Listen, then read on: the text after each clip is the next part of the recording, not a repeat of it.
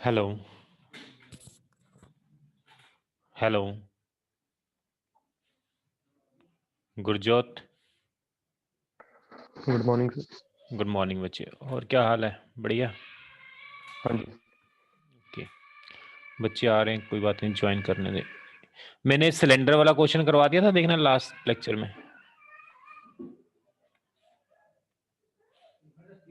Cylinder पानी में था, उसका टाइम पीरियड निकाला था। हाँ जी रख रहा था, एक रह गया सर, तो दस रहे थे। हाँ, यूट्यूब वाला रह गया था, वो वाला करवा रहा हूँ।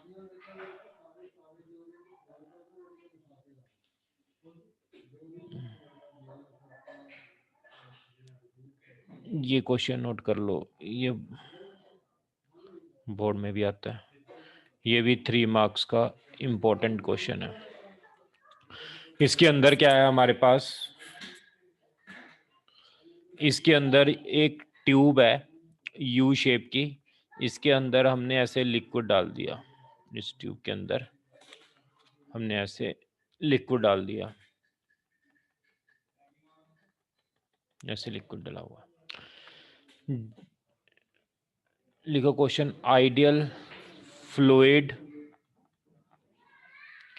Density rho, mass m, if it is depressed at one end, then find time period. Time period हमने पता करना है। देखो बच्चे, इसके अंदर क्या है, एक ट्यूब है यू शेप की, इसके अंदर लिक्विड भरा हुआ है, जिसकी डेंसिटी क्या है, लिक्विड की रो है। जब मैं इस लिक्विड को प्रेस करता हूं, इस लिक्विड को हमने प्रेस किया, ट्यूब के अंदर जो लिक्विड है, ये ट्यूब है, इस ट्यूब के अंदर जो लिक्विड है हमने उसको प्रेस किया, इतना लिक्विड था इसके अंदर,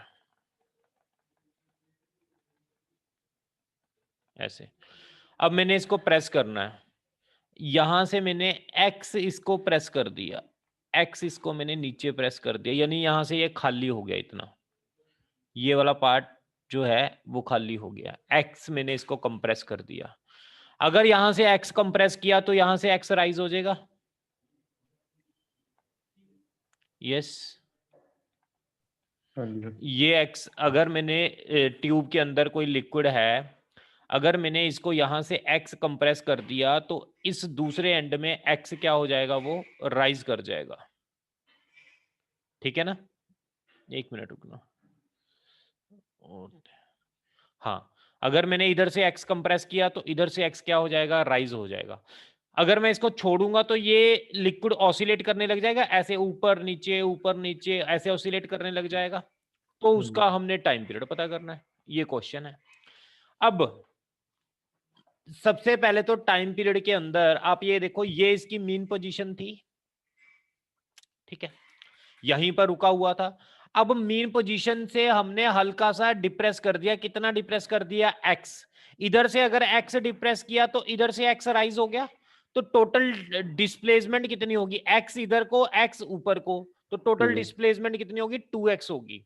अब आप ध्यान से देखो कि ये इतना पार्ट में अगर बात करूं, ये एक्स है, ये भी एक्स है, इतना एक्स है, ये टोटल 2x हो गया। अब मैं बात कर रहा हूं फोर्स की।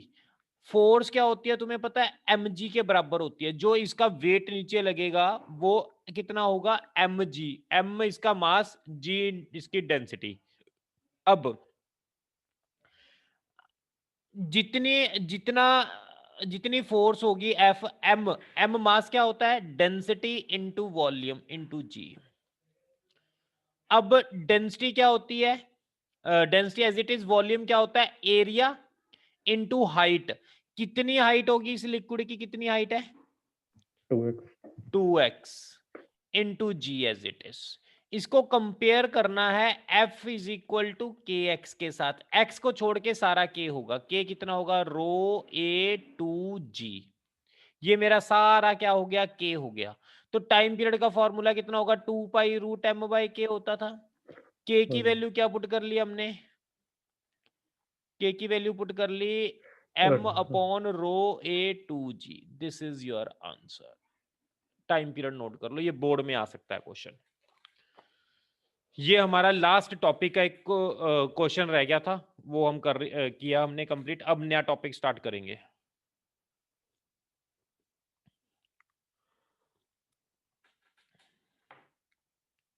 अगर नोट कर लिया तो मैं रब कर दूं। हाँ जी। अब आ गया हमारे पास एंगुलर एसएचएम। अब हमने लीनियर एसएचएम किया था, अब हम कर रहे हैं एंगुलर एसएचएम। एंगुलर एसएचएम के अंदर देखो क्या है।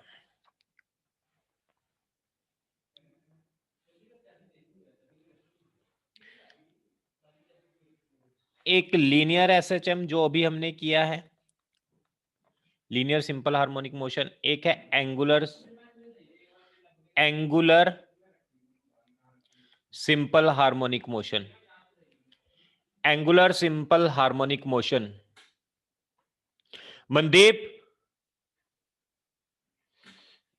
थोड़ा बोलो ना, मैं क्लास लगा रहा हूं। ये लीनियर एसएचएम है, ये एंगुलर एसएचएम है। लीनियर एसएचएम में आपको पता है फोर्स डायरेक्टली प्रोपोर्शनल टू क्या होती थी? X. F is equal to क्या होता था? माइनस के एक्स। टाइम पीरियड क्या होता था? 2 पाई रूट एम बाई के। ये चीजें हमने लीनियर में की हैं बच्चों। हाँ जी। ओके, अब मैंने यही चीजें एंगुलर में करनी है। कुछ चीजें आपने याद रखनी है, ये हम पहले कर चुके हैं। एक लीनियर वेरिएबल होते थे, इसको साइड पे लिख लेना। एक होते थे linear variable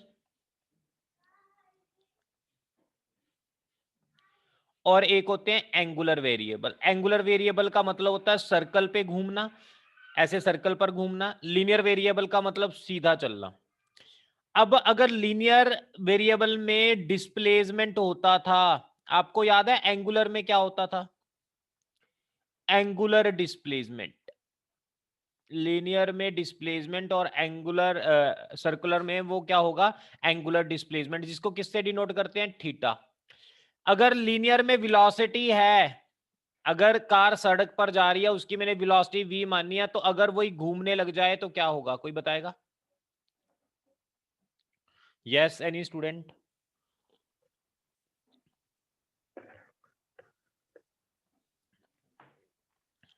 angular velocity omega. अगर कोई चीज एक्सेलरेशन है लीनियर में, तो एंगुलर में बता सकता है कोई? क्या होगी वो? Angular angular acceleration. अगर लीनियर में मास है तो वो एंगुलर में क्या होगा? मास की जगह होगा एनर्शिया, याद कर लो, आई। अगर लीनियर में फोर्स एफ है, सड़क पर जा रही है रोड कार, तो अगर फोर्स एफ है तो वही एंगुलर में क्या कहलाएगी? फोर्स को टॉर्क, टाउ।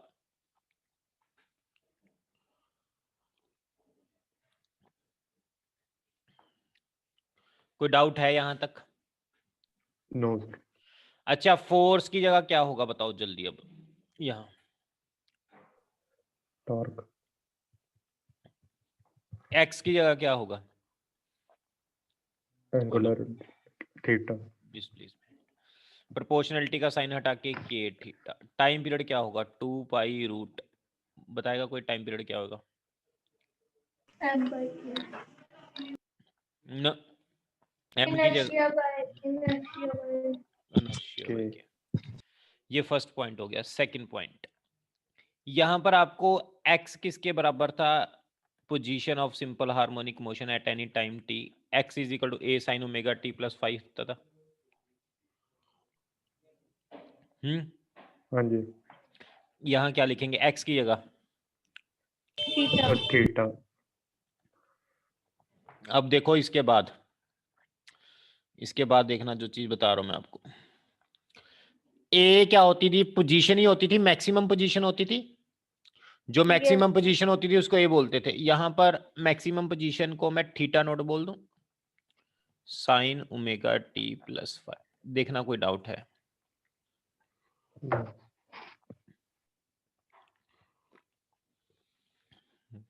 एक चीज और याद रखना, वेलोसिटी को ओमेगा भी बोलते हैं और थीटा डॉट भी बोलते हैं। ये थीटा होता है, ये थीटा डॉट होता है। एंगुलर एक्सेलरेशन को अल्फा भी बोलते हैं और थीटा डबल डॉट भी बोलते हैं। दो चीजें बोलते हैं, एंगुलर एक्सेलरेशन को अल्फा भी बोलते हैं और थीटा डबल डॉट भी बोलते हैं। अब मेरी बात सुनना, वेलोसिटी को क्या वी इधर क्या होता था? A omega sine cos omega t plus 5 होता है। हाँ जी। ओके, वी की जगह बोलो क्या है? ओमेगा ए की जगह theta naught. Theta naught. V की जगह ना हम ओमेगा नहीं लिखेंगे, क्योंकि ओमेगा हम पहले ही यूज कर रहे हैं बच्चों। हाँ जी, मैं थीटा क्या डॉट। लिखूं? थीटा डॉट लिख रहा हूं, ठीक है, थीटा डॉट लिख रहा हूं। ए की जगह theta naught, omega as it is cos omega t plus 5। Acceleration का बताना जल्दी। Minus omega square sine omega t t plus 5। तो इधर क्या होगा? इधर बोलो जल्दी। Theta double dot minus minus theta naught omega square sine omega t plus 5। Very, कोई डाउट है तो बताओ यहां तक। ये मैंने लीनियर को से अब एंगुलर पढ़ना है, इसलिए मैंने सारी इसकी इक्वेशन आपको बता दी।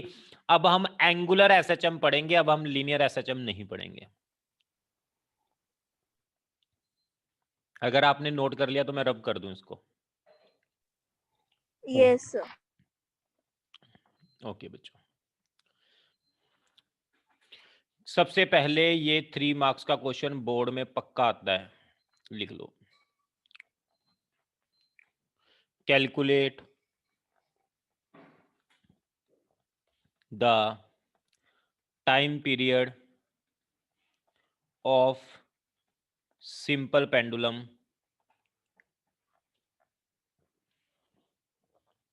For small oscillation.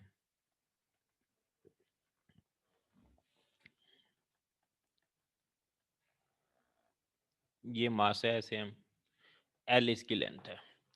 एक धागे के साथ ना एक मैंने क्या कहते हैं किसी चीज को बांध दिया, बॉल को, छोटी सी बॉल को बांध दिया। इसको अगर मैं ऑसिलेट करवाऊंगा ऐसे, तो ये सिंपल पेंडुलम बन जाएगा, ठीक है। हमने इसका टाइम पीरियड पता करना है। सॉल्यूशन,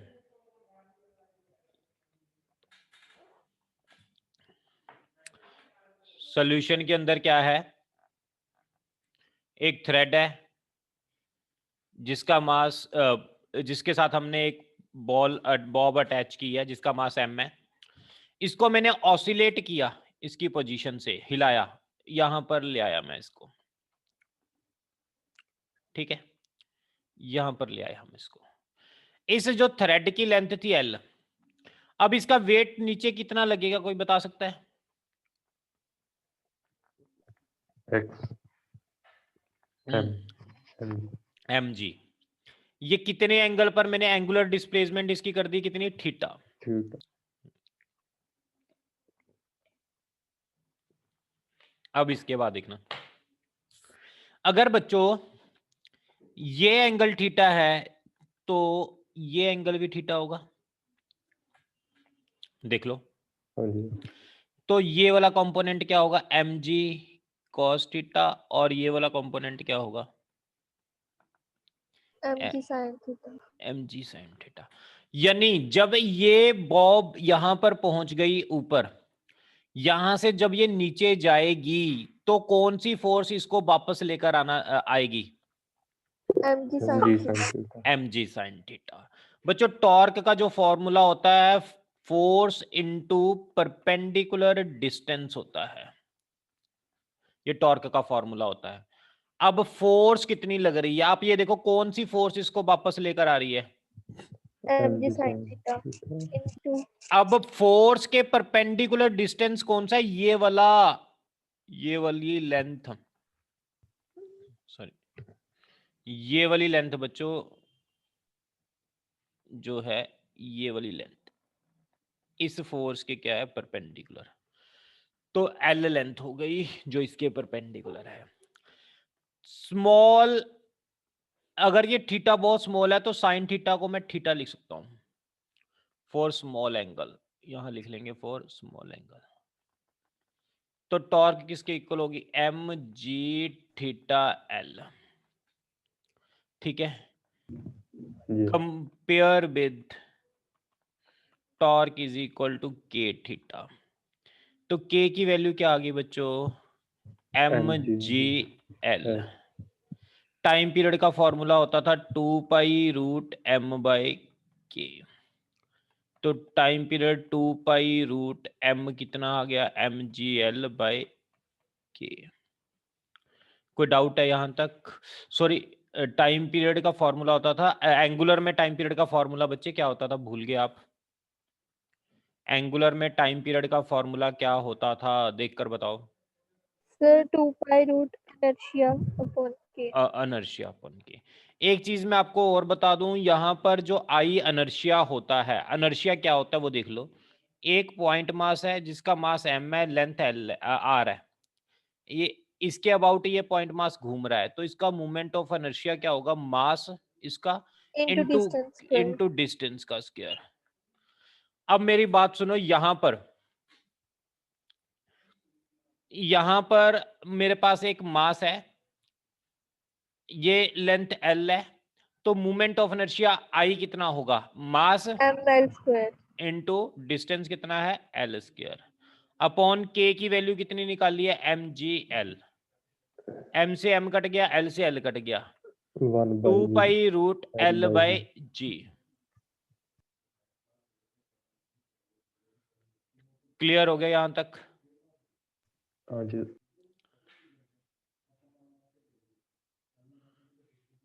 ओके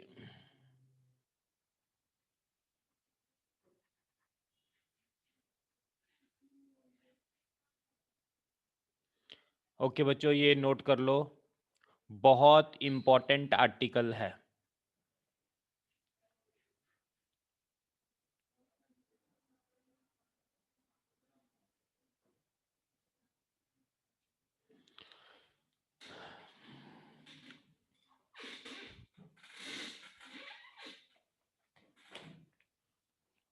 नोट कर लिया बच्चों,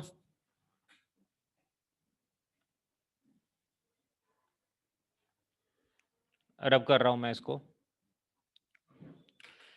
टाइम पीरियड का फॉर्मूला क्या हो गया, सिंपल पेंडुलम का 2π√l/g। ये टाइम पीरियड किसके प्रोपोर्शनल हो गया बच्चे, डायरेक्टली प्रोपोर्शनल टू लेंथ और इनवर्सली प्रोपोर्शनल टू ग्रेविटी। ये दो चीजें देखो। हुनर क्लियर हो रहा है बच्चे, हुनर?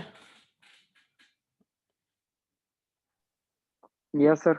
ओके अब ये time period directly proportional to length और time period inversely proportional to gravity का मतलब क्या है वो समझो। अगर मैंने टेम्परेचर इंक्रीज किया, अगर मैंने टेम्परेचर इंक्रीज किया तो तुम्हें पता है लेंथ इंक्रीज होती है।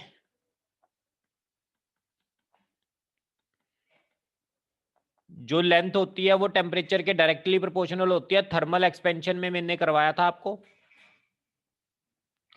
यस बच्चों, थर्मल एक्सपेंशन में बताया था मैंने, अगर टेम्परेचर बढ़ाओगे तो लेंथ क्या होगी, बढ़ेगी चीजों की।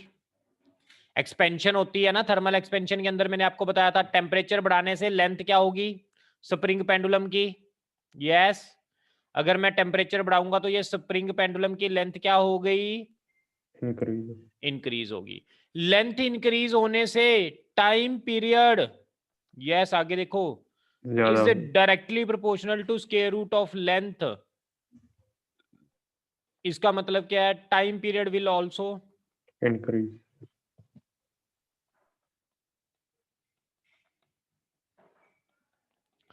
यानी टेम्परेचर बढ़ाने से टाइम पीरियड बढ़ेगा। टाइम पीरियड बढ़ने का मतलब ये क्लॉक स्लो होगी या फास्ट होगी?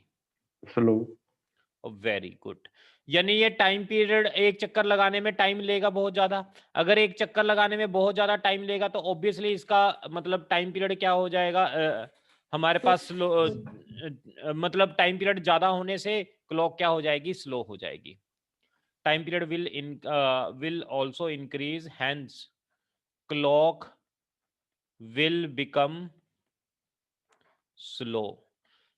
ये पेपर में क्वेश्चन आता है कि जो सिंपल पेंडुलम है उसका टाइम पीरियड समर्स में वो ज्यादा होता है या कम होता है क्लॉक का? जो क्लॉक होती है ना उसमें ज्यादा टाइम होता है। मतलब टाइम पीरियड समर्स में टाइम पीरियड क्या होगा? ज्यादा होगा, यानी क्लॉक क्या होती है? स्लो चलती है। लेकिन विंटर के अंदर टाइम पीरियड क्या होगा? क्योंकि टाइम पीरियड जो होता है डायरेक्टली प्रोपोर्शनल टू लेंथ होती है, length is directly proportional to temperature, temperature बढ़ने से लेंथ बढ़ेगी, लेंथ बढ़ने से टाइम पीरियड बढ़ेगा। टाइम पीरियड बढ़ने का मतलब क्या है? एक चक्कर लगाने में बहुत ज्यादा टाइम लग रहा है, यानी क्लॉक क्या हो जाएगी हमारी? स्लो हो जाएगी। कोई डाउट है तो पूछो। नो। ओके, इसको मैं रब कर रहा हूं।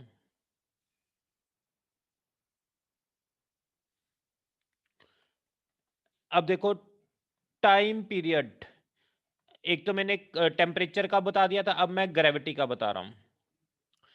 अगर मैं आपको ये बोलूं कि time period direct inversely proportional to gravity है, कि अगर मैं इस सिंपल पेंडुलम को उठाकर दूसरे किसी प्लेनेट पर, मून पर ले जाऊं तो टाइम पीरियड चेंज होगा या नहीं होगा? होगा। क्योंकि ग्रेविटी की वैल्यू दूसरे प्लेनेट पर जाकर चेंज हो जाएगी तो टाइम पीरियड भी क्या हो जाएगा? चेंज हो जाएगा। Hence, time period of simple pendulum is different at different planets. Different planet पर टाइम पीरियड क्या होगा? डिफरेंट होगा।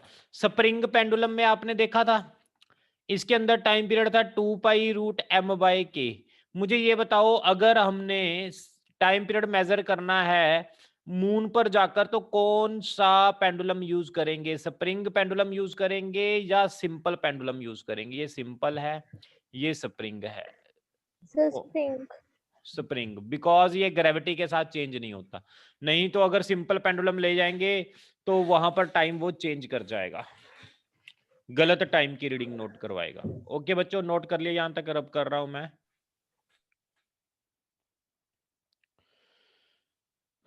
और कंसेप्चुअल क्वेश्चन है, time period is equal to 2π√L/g। ये सिंपल पेंडुलम का टाइम पीरियड होता है। अब देखो इसके बाद इसके अंदर एक लड़की ना स्विंग, जो झूला नहीं झूलते होते स्विंग, घरों के बाहर झूला होता है ना स्विंग, हाँ जी। लड़की बैठ के स्विंग यानी झूला झूल रही है। जो मैंने लेंथ लेनी है एल कंसीडर करनी है, वो लेंथ होती है हमेशा बॉडी के सेंटर से माननी है आपने, बॉडी के सेंटर से यहां तक length L. Time period is directly proportional to क्या होता है? Square root of length. ये लेंथ सेंटर ऑफ मास से ही मानते हैं हम हमेशा। अब मैं ये लड़की झूला झूलते झूलते स्विंग करते वक्त इसके ऊपर खड़ी हो जाती है, ऐसे ऐसे इसके ऊपर क्या कर जाती है? ये खड़ी हो जाती है। अगर ऊपर ये खड़ी हो गई तो लेंथ क्या हो जाएगी? जो सेंटर वाली, अब एल डैश हो जाएगी। हाँ जी। अब एल डैश एल से क्या है? कम है। टाइम पीरियड टी डैश क्या हो जाएगा? टी से कम हो जाएगा पहले से। हाँ जी। यानी टाइम पीरियड कम होने का मतलब स्विंग विल बिकम स्लो ना, टाइम पीरियड कम हो गया, Fast. Fast fast sorry become fast.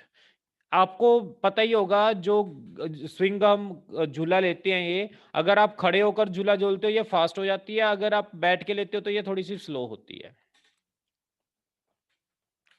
एक और कंसेप्चुअल क्वेश्चन करवा रहा हूं। ये ऐसे एक ना स्फीयर है बच्चे, इस स्फीयर के अंदर हमने पानी भर दिया, इसकी जो लेंथ हम लेंगे वो सेंटर से लेकर यहां तक होगी लेंथ, वो है एल। अब टाइम पीरियड तो directly proportional to square root of L होता है। अब मैं क्या कर रहा हूं, ध्यान से देखना, इस स्फीयर, इस बाउल के अंदर जो पानी रखा हुआ है, मैंने यहां से होल कर दिया, पानी बाहर निकल रहा है। पानी बाहर निकलने का मतलब क्या है, ये खाली हो रहा है, ये खाली हो गया। इतना, कितना का पानी रह गया इसके अंदर, बहुत कम पानी रह गया, इतना का पानी रह गया इसके अंदर। अब लेंथ जो सेंटर ऑफ मास इसका सेंटर में होगा, यहां पर होगा। अब सारा पानी इतना रह गया तो यहां से इनका सेंटर इसके बीच में ही होगा, तो लेंथ क्या हो जाएगी, अब ये वाली हो गई, यानी एल डैश क्या हो गई, बढ़ गई, तो टाइम पीरियड भी क्या हो जाएगा, बढ़ जाएगा। बोलो, हाँ जी यानी जब ये स्फीयर खाली हो रहा होगा तो टाइम पीरियड बढ़ता जाएगा, यानी स्फीयर जो होगा स्लो स्लो हो जाएगा जब पानी खाली हो रहा होगा। कोई डाउट है बच्चों यहां तक क्वेश्चन में? नो सर No, आगे sir. आगे चल रहे हैं। ये सारे कंसेप्चुअल क्वेश्चन हैं जो पेपर में पूछे जाते हैं। इसको मैं रब कर रहा हूं, अगर आपने नोट कर लिया। आगे चलते हैं। अच्छा मेरी बात सुनो, आज का जो सब्जेक्टिव टेस्ट होना था वो कल होगा, याद रख लो। कल जो सब्जेक्टिव टेस्ट होगा वो केटीजी का होगा, सॉरी ऑब्जेक्टिव टेस्ट। केटीजी का मैंने आपको सब्जेक्टिव टेस्ट कल ले लिया था, लास्ट लेक्चर में ले लिया था सैटरडे को। अब मैंने थोड़ा सा चेंज किया है, केटीजी का मैं सब ऑब्जेक्टिव टेस्ट ही ले रहा हूँ कल, ठीक है। सब्जेक्टिव टेस्ट नहीं ले रहा मैं इस वीक, क्योंकि हमारा ना ऑसिलेशन अभी थोड़ा सा रहता है 1-2 लेक्चर का, इसलिए मैं ये करवाने के बाद ही इसका टेस्ट लूंगा ऑसिलेशन का। तो कल हम ऑब्जेक्टिव टेस्ट लेंगे केटीजी का, ठीक है। कल मैं आपको टेस्ट भेज दूंगा, 1 आवर होगा, उसमें आपने ये टेस्ट पूरा करके मुझे भेजना है। संडे को किस टाइम पर रखना है, अगर कोई पर्टिकुलर टाइम बता दो तो मैं उसी टाइम पर सेंड कर दूंगा। 10 o'clock भेज दूं? हाँ जी 10-11 ओके, 10 o'clock मैं आपको ये पेपर भेज दूंगा। आगे देखो नेक्स्ट क्वेश्चन। एक लिफ्ट है बच्चों, ये लिफ्ट है ना, ऊपर जा रही है ए एक्सेलरेशन से। इसके अंदर मैंने एक पेंडुलम लगा दिया जिसका मास है m, लेंथ है l। अगर ये लिफ्ट ऊपर जाती है तो टाइम पीरियड इसका क्या होगा, ये बताना है। टाइम स्लो पीरियड का क्या होगा, स्लो होगा या फास्ट होगा? तुम्हें पता स्लो है टाइम पीरियड क्या होता है? T is equal to 2π√L/g होता है। तुम्हें पता है जब कोई लिफ्ट ऊपर जाती है तो ग्रेविटी, नेट ग्रेविटी क्या होती है, याद है तुम्हें? G+a होती है, ये आपको पता है बच्चों। जब लिफ्ट नीचे जाए ए एक्सेलरेशन से तो ग्रेविटी, नेट ग्रेविटी क्या हो जाती है, G-a। जब लिफ्ट नीचे आती है तो हमें अपना वेट कम लगता है, यानी जी में एक्सेलरेशन लिफ्ट की माइनस हो जाती है। जब लिफ्ट ऊपर को जाती है हमें अपना वेट बढ़ा हुआ नजर आता है, तो यानी जी में लिफ्ट की एक्सेलरेशन प्लस हो जाती है। ये आपको चीज पता है बच्चों? हाँ जी ओके, तो लिफ्ट अगर ऊपर जा रही है तो G+a हो जाएगा, तो time period is inversely proportional to G+a, यानी ये बढ़ गया तो T कम हो गया। T कम होने का मतलब ये फास्ट हो जाएगा पेंडुलम। अब मुझे ये बताओ, अगर लिफ्ट नीचे आ रही है जल्दी से तो टाइम पीरियड क्या होगा? स्लो हो जाएगा 2πL/G-a वेरी गुड। ये टी क्या हो गया, कम हो गया। कम होने का मतलब, सॉरी, ज्यादा हो गया टी ज्यादा हो गया, ये कम हो गया, टी ज्यादा हो गया तो स्लो होगी। नोट कर लो बच्चों ये क्वेश्चंस, ये 2 चीजें।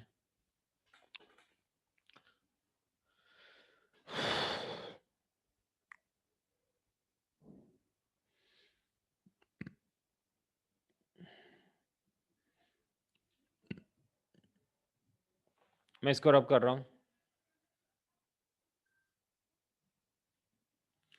एक कार ऐसे, इस कार के अंदर ना हमने पेंडुलम लगा दिया ऐसे मास है, और कार चल रही है, तो टाइम पीरियड बताओ पेंडुलम का क्या होगा। ये ऐसे वैसे ऑसिलेट करने लग जाता ना, तो टाइम पीरियड बताना है कितना होगा इसका। इसकी जगह ना मैं थोड़ा सा बड़ी बना देता हूँ, कार को काट बना देता हूँ ऐसे नहीं।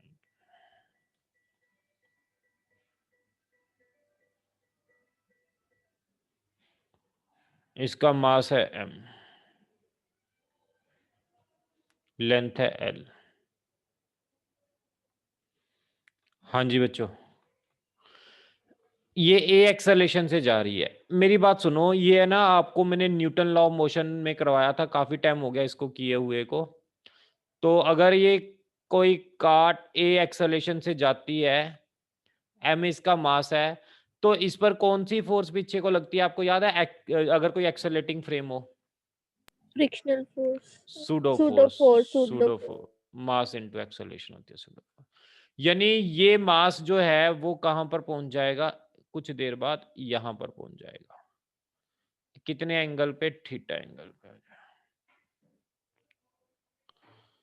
तो इस पर इधर को सूडो फोर्स लग रही है। वेट इसका mg बच्चों किधर लग रहा है? नीचे।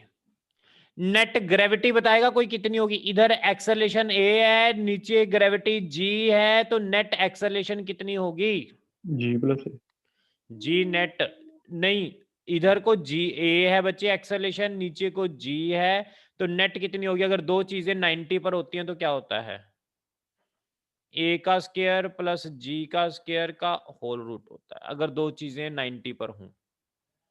तो टाइम पीरियड कितना होगा? 2π√L/जी। जी कितना होगा? ए स्क्वायर प्लस जी स्क्वायर की पावर 1/2। ये टाइम पीरियड होगा। देख लो बच्चों, कोई डाउट है तो आप पूछ सकते हो यहां तक।